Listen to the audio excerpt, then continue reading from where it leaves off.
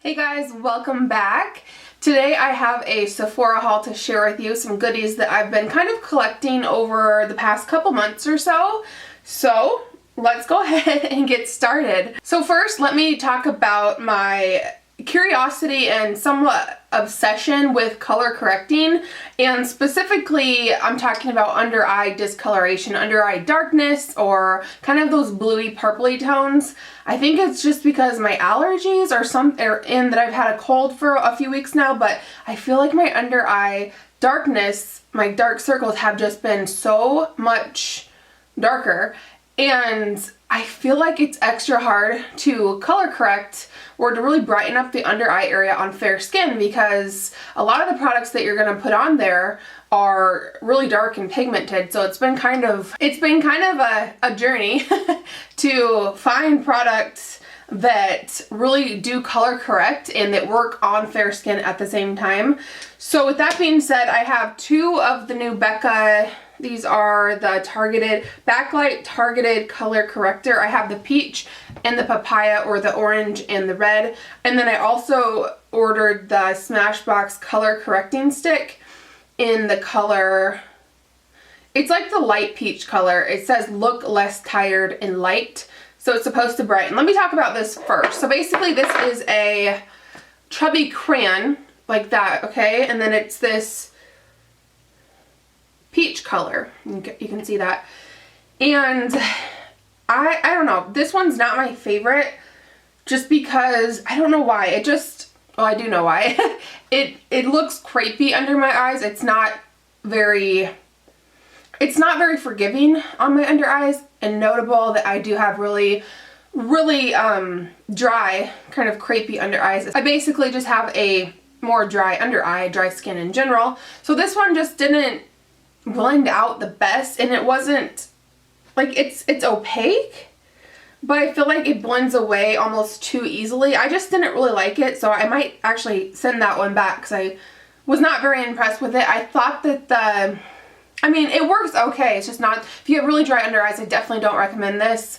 I just thought it would be, super convenient since it's in the pencil. You can just like, do and then whatever. And then let's talk about these Becca correctors. Let me just show you. They come in a little jar like so. This is the peach color, so it's like that kind of sunset bright orange. And then this one is papaya, which is a pretty bold red color, and I will swatch these for you.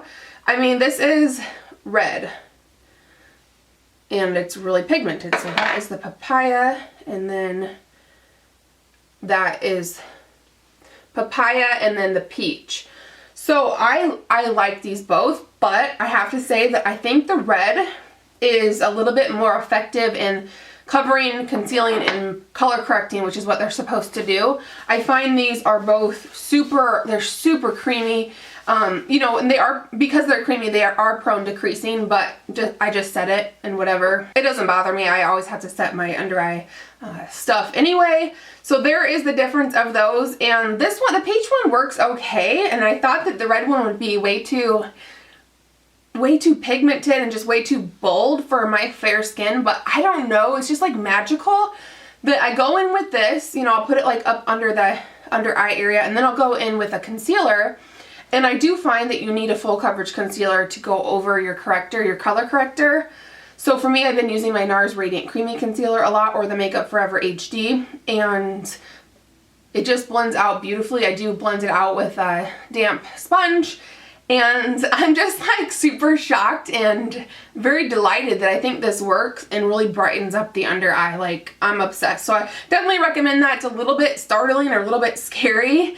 But yeah, I definitely recommend the papaya for even the palest of skins like myself. Next, let me talk about this foundation that seems to be very popular on YouTube lately. This is the Clinique Beyond Perfecting Foundation Plus Concealer. I have mine in the shade number 1 Linen, and this is a neutral undertone. And if you don't know how to tell with Clinique, it will say on the bottom, or wherever the label is, it will say N, P, or G. So G for golden, N for neutral, and then P for pink, or cool undertones. So this is supposed to be a foundation and concealer in one. And it comes like that with this huge little doe foot applicator. I had such high hopes for this, but I do not love it. I do not hate it. If I had to pick love or hate, I would hate it more.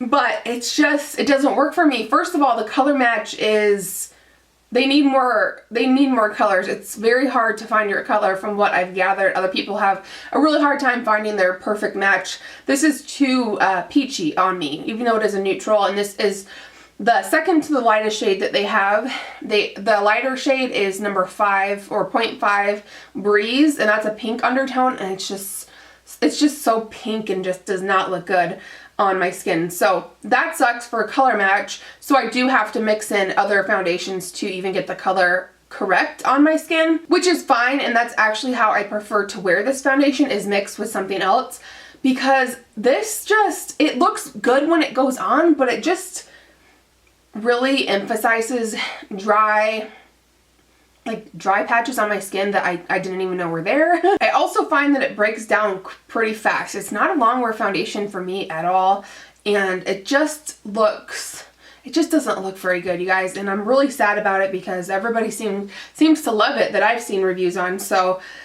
I don't know. I was gonna do a review on it, but basically that's my review. The color matches suck for me anyway. It's not very satisfying on dry skin, and it really emphasizes texture and dryness.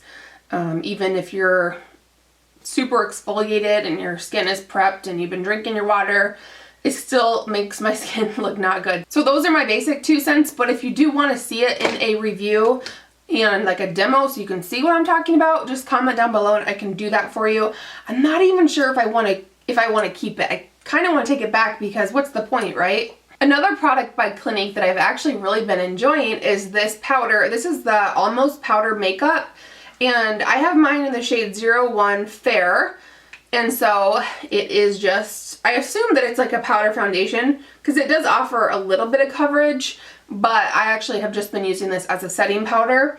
I had this back in the day when I think when I was like 18 or something, and I really, really loved it because it was like one of the very rare and few powders that didn't look cakey or nasty on my dry skin. So I love this. Like I said, I've just been using it as a setting powder. I haven't actually used it as a full coverage like powder foundation, but it's a really beautiful and satisfying powder for dry skin. So I definitely recommend it. And you know, Clinique has a more affordable price point, so I don't think you can go wrong. I think this was maybe $24 or $27. And it's very silky and very smooth. So next is this palette, this huge palette. This is by Makeup Forever, and I think it's just called like the metal palette. I think it's the XL size. Let me just show you in here. So it holds a ton of eyeshadows. I believe that's 45. Yeah, I think it's 45 eyeshadows that it holds. Like Makeup Geek, MAC, Anastasia are kind of a mixture of the ones that I have in there. This puppy has been out of stock for so long, but I just signed up for the email to be notified when it came back in stock, and I snatched up a couple right when I got the email saying it was back in stock because I was not waiting, because I think it ended up selling out right away. But this is only $14. It holds so many eyeshadows, and that's what I love about it, because you get to see all of them and none of them like are forgotten. So I really love that. It does get really dirty. You can kind of see my fingerprints. It really gets really dirty looking, but nothing you can't wipe down with like a wet towel or whatever. It doesn't have a mirror, and another downside to it is that, you know, you can't see it. You can't see in there, but I know what it is. And I do just want to compare it to the extra large Z palette, which I believe these are like maybe $20 or $25. So I just feel like as far as the real estate, you get so much more with the Makeup Forever palette. Although I do love the Z palettes. I think they're fantastic. Just another option for you. So this is the extra large Z palette, and it holds 35 eyeshadows, which is still, you know, a great amount of eyeshadows, but this one is 45. So there's kind of the real estate and the size difference. But you know what? This one's so much more affordable. $14. But like I just said, the downside is that you're probably going to be waiting for it to come back in stock. So definitely, if you're interested in that, sign up on Sephora's website to be notified when it comes back in stock. If you're curious, these two eyeshadow palettes are just a mixture of, like I said, Anastasia, Makeup Geek, MAC, which PS, MAC eyeshadows are now $6 for the Pro Pan. If you didn't know, they did reduce the cost from $10 to $6, which is pretty cool. So check that out. But these are like my Life palettes. I just kind of combined some of my favorite colors from all brands and then put them in here. So I'm thinking about doing a video on my Life eyeshadow palette. You'll have to let me know in the comments if you'd be interested in seeing like me go through every one and telling you what it is and swatching it for you. Okay guys, so that is actually everything. I feel like this was a rather short haul for me anyway, but to be honest with you, I really haven't been purchasing that much makeup. I've been really trying to revisit my collection and shop my stash and just rediscover old favorites, you know. For example, like the eyeshadows, now that I have them all in one spot, it's really great to just revisit those old favorites. But I hope you guys enjoyed, and as always, thank you so much for watching, and I'll see you guys in my next video. Bye.